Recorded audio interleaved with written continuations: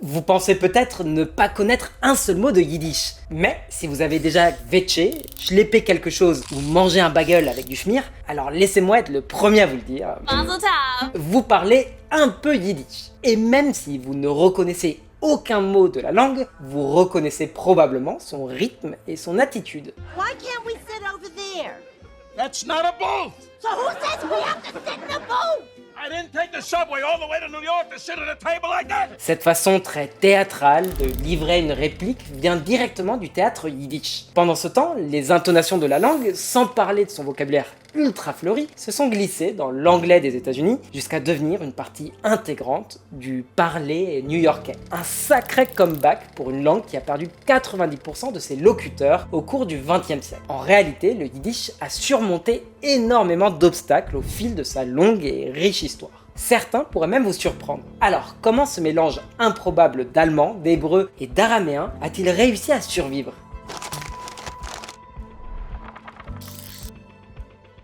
Pour une langue juive, le yiddish est étonnamment jeune, à peine 1000 ans, un produit relativement récent de la diaspora. La langue juive originelle, c'est l'hébreu. À l'âge du fer, nos ancêtres israélites utilisaient l'hébreu pour tout. Commerce, les conversations quotidiennes, les rituels religieux. Mais à mesure que la terre d'Israël passait de main en main, de nouvelles langues entraient dans le lexique juif. Vers l'an 200 avant notre ère, la plupart des juifs utilisaient déjà l'araméen ou le grec au quotidien, réservant l'hébreu aux activités sacrées. Études de la Torah, prières, poésie et rituels. Et à mesure que la diaspora juive s'étendait vers l'Europe, l'Afrique et les Amériques, les langues juives se multipliaient elles aussi. Mais même lorsque les juifs adoptaient les langues locales, l'hébreu et l'araméen restaient juste sous la surface, donnant naissance à des dialectes et des langues spécifiquement juives. Dans les pays arabes, les juifs parlaient le judéo-arabe, un mélange d'arabe local, d'hébreu et d'araméen. Les juifs espagnols parlaient le ladino, un mélange de castillan ancien, d'hébreu, d'araméen, d'arabe, de turc et de grec.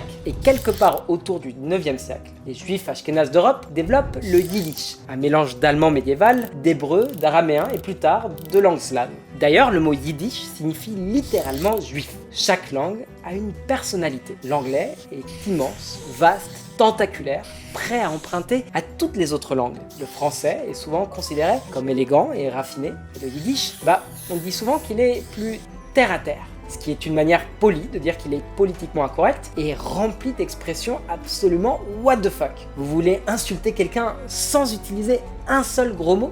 Prenez le yiddish. Parce que comme ça, vous pourrez dire à vos adversaires que vous espérez qu'ils poussent comme un oignon la tête sous la terre. Ou leur souhaiter, non pas une, mais 3 belles-mères. Et ce n'est qu'un début, parce que les locuteurs du yiddish prennent leurs insultes extrêmement au sérieux. Selon le professeur Michael Wex, c'est pas un hasard. Son best-seller de 2005, Born to Vetch, avance une théorie assez drôle. Le yiddish serait essentiellement la langue pour se plaindre. Parce qu'en yiddish, on ne dit pas se plaindre, on dit vetcher. Et ça prend tout son sens quand on se rappelle que le yiddish, comme toutes les autres langues juives à part l'hébreu et l'araméen juif, est né en exil. Et même si certains exils sont plus confortables que d'autres, l'Europe du Moyen-Âge n'en faisait clairement pas partie. Entre les croisades, les pogroms et les accusations absurdes contre les juifs, y compris d'être responsables de la peste noire, Wex explique que le kvetch est devenu une manière d'exercer un minuscule contrôle sur un environnement profondément hostile. What are you talking about? I can't sleep in there. Of course you can. I can't.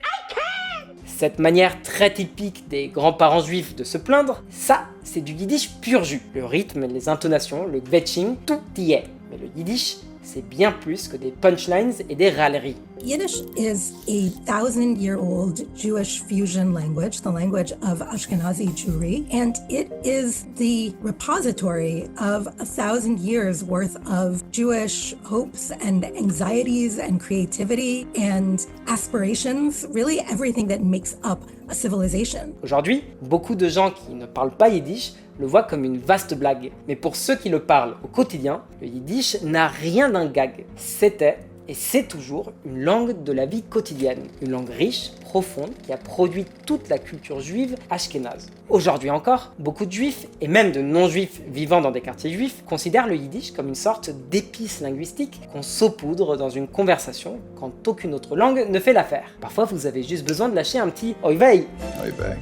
Il n'existe aucun vrai équivalent pour des mots comme Nebish, Schlemiel ou Schlimazel, des mots à la fois impossibles à traduire et incroyablement évocateurs.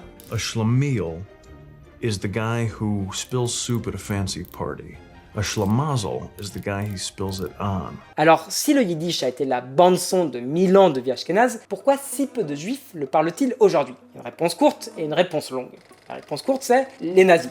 Entre 1939 et 1945, la majorité des locuteurs natifs du yiddish ont été exterminés. Des villes entières ont disparu. Les théâtres, les journaux, les livres, les affiches publicitaires et les conversations ont disparu avec elles. En 1945, il restait très peu de locuteurs capables de lire les journaux et d'aller voir les pièces qui avaient autrefois captivé 11 millions de personnes dans le monde. Et pendant ce temps-là, l'Union soviétique a pris le relais là où les nazis s'étaient arrêtés. In the Soviet Union, which seemed like it was initially going to be a very friendly home for Yiddish, under Stalin, Yiddish was brutally suppressed and many speakers of Yiddish were murdered or exiled into conditions that often were a death sentence. Mais le déclin du yiddish ne repose pas uniquement sur Hitler ou Staline. Bien avant eux, le monde juif était déjà engagé dans d'immenses débats internes pour changer. Cette fois, il s'agissait de la Haskalah, les Lumières juives. Au XVIIIe siècle, les idées des Lumières européennes atteignent les shtetls et poussent les intellectuels juifs à réexaminer leurs traditions religieuses, mais aussi leur propre langue. Et beaucoup commencent alors à regarder le yiddish avec mépris. The most influential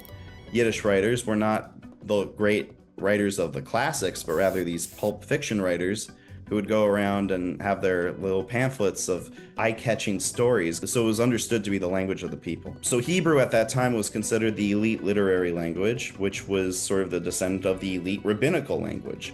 And Yiddish was like the jargon. Hebrew was a representation of a rejection of that society that Yiddish flourished in. Les intellectuels des Lumières commencent donc à écrire en hébreu, en s'inspirant de la grammaire et du vocabulaire biblique. Imaginez un ami qui décidait soudainement d'écrire tous ses SMS en latin. Voilà à quel point ces gens étaient investis. Pendant ce temps, un penseur combine l'étude de l'hébreu avec une forme moderne de nationalisme juif. Elitzer Yitzhak Perlman est un sioniste, même si le mot n'existe pas encore à l'époque. Il croit au projet de construire un foyer national juif dans la Palestine ottomane, et il pense que lorsque l'on revient sur la terre ancestrale, on doit parler la langue ancestrale. Alors quand Perlman arrive en Palestine ottomane en 1881, il devient super lourd avec ses voisins en refusant de parler aux autres juifs dans une autre langue que l'hébreu. Il change son nom pour Elitzer ben Yehuda, Elitzer, fils de Juda, afin de symboliser son lien avec l'ancienne Judée. Et il redonne vie à la langue antique en modernisant son vocabulaire pour y intégrer des concepts modernes comme l'électricité ou les glaces. Pour beaucoup des premiers sionistes, l'hébreu et le yiddish ne pouvaient tout simplement pas coexister. Le yiddish était la langue de la diaspora, de l'exil, du passé, la langue des pogroms, de l'impuissance, du kvetching et du désespoir. L'hébreu, lui, était ancien, la langue des rois et des guerriers juifs. Très vite, il devient la langue du futur juif. Mais le yiddish n'allait pas disparaître sans se battre. Deux groupes refusent d'abandonner la langue qu'ils parlent depuis 1000 ans. In Israel, you know, the Haredim who speak Yiddish, it's like a form of keeping the old Yishuv identity in Israel and keeping this stronger 20th century European forged identity in America and other places. Beaucoup de juifs haredim ashkénazes préfèrent le yiddish parce que pour eux, l'hébreu est trop sacré pour être utilisé dans des conversations banales sur la facture d'électricité ou les dernières élections. Et puis il y a aussi la question de la tradition. Les haredim s'accrochent très fortement aux traditions et à l'identité qui ont presque entièrement disparu pendant la Shoah. Parler yiddish fait partie intégrante de cette continuité, même au sein de l'État juif. Mais le yiddish n'a pas été la seule victime de cette grande bataille linguistique. Quand les juifs reviennent en Israël après 2000 ans d'exil, ils ramènent avec eux les langues qui les avaient accompagnés dans la diaspora. Toutes les variantes du judéo-arabe, le ladino, le haketia, le judéo-persan, le judéo-malayalam et bien d'autres encore. Mais à mesure que les nouveaux immigrants s'intègrent dans l'État juif, ces anciennes langues disparaissent peu à peu. L'hébreu moderne devient le grand unificateur.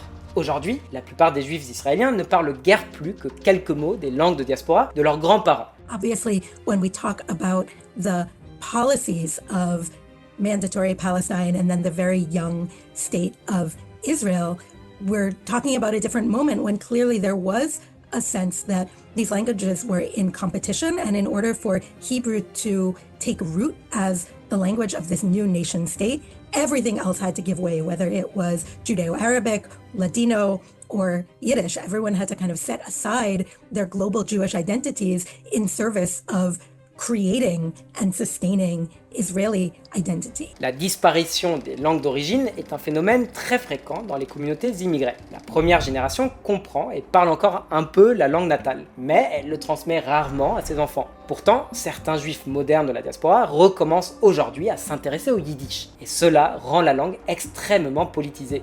Beaucoup des yiddishistes contemporains s'inscrivent dans la longue tradition des mouvements juifs de gauche. Ils se revendiquent du Bund, un mouvement juif laïque, socialiste et antisioniste qui défendait le concept de Dokaït, le ici même, autrement dit, le diasporisme. Ils veulent faire vivre la culture juive là où ils vivent, dans la diaspora, plutôt que d'investir leur énergie dans Israël. Ils considéraient le sionisme comme une distraction face au véritable combat, la lutte pour l'égalité dans les pays de diaspora. À leurs yeux, le sionisme représentait une forme d'échappatoire, une fuite plutôt qu'une confrontation avec l'antisémitisme. Sauf que le mouvement bundiste a lui aussi été quasiment annihilé dans les chambres à gaz. Mais son héritage continue d'influencer certains juifs progressistes contemporains qui utilisent le yiddish comme expression de leur identité juive. Bien sûr, tous les yiddishistes ne sont pas antisionistes. Beaucoup veulent simplement renouer avec une partie essentielle de leur identité qui a failli disparaître. Le yiddish fait partie intégrante de l'histoire juive. But the commonalities are this longing for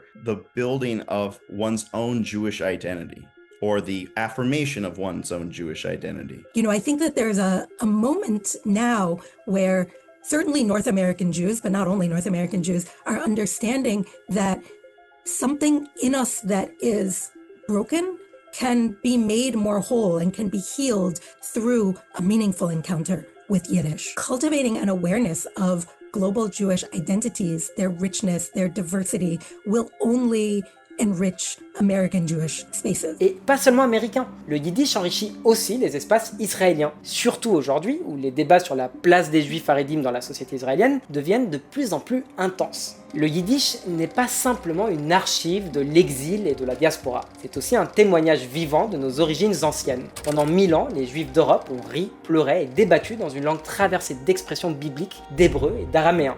Le yiddish, comme les autres langues de diaspora, témoigne de la puissance de la mémoire juive et de la résilience culturelle. Le yiddish a survécu à tout. Pogroms, les massacres de masse, l'ascension de l'hébreu moderne, l'assimilation. Il s'est même adapté à l'anglais, influençant les rythmes de la comédie moderne et enrichissant le vocabulaire américain, surtout à New York. Et même s'il faudra encore plusieurs générations pour que le yiddish retrouve une place centrale dans le monde juif, de plus en plus de jeunes à travers le monde s'intéressent à la langue et à la culture de leurs grands-parents. Sans oublier les juifs hassidiques, pour qui le yiddish reste une langue maternelle. Ce qui signifie que pour une partie croissante du peuple juif, le yiddish n'est pas seulement la langue du passé, c'est aussi celle du présent et de l'avenir. Yiddish has been anxious about its own fortunes. So we often hear about the death of Yiddish, the revival of Yiddish. For the entire time that Yiddish has been aware of itself as a language, Yiddish has been attending its own funeral. And I would even say maybe sitting in the back row and snickering a little bit. La majorité des juifs ashkénazes n'a pas cessé de parler yiddish parce que la langue était faible. Ils ont arrêté parce que l'histoire était brutale. Mais le yiddish a survécu parce que la culture, elle est têtue. Peu importe où nous vivons. Peu importe nos opinions politiques, tous les juifs ont été façonnés par la diaspora. Et parmi toutes les langues juives de la diaspora, aucune n'a eu autant d'influence ou de notoriété que le yiddish. Il n'est pas nécessaire d'opposer le yiddish et l'hébreu. Les êtres humains sont complexes. L'identité juive est complexe. Et tant que nous restons curieux, engagés et ouverts, nous faisons tous partie de l'avenir juif, peu importe la langue que nous parlons.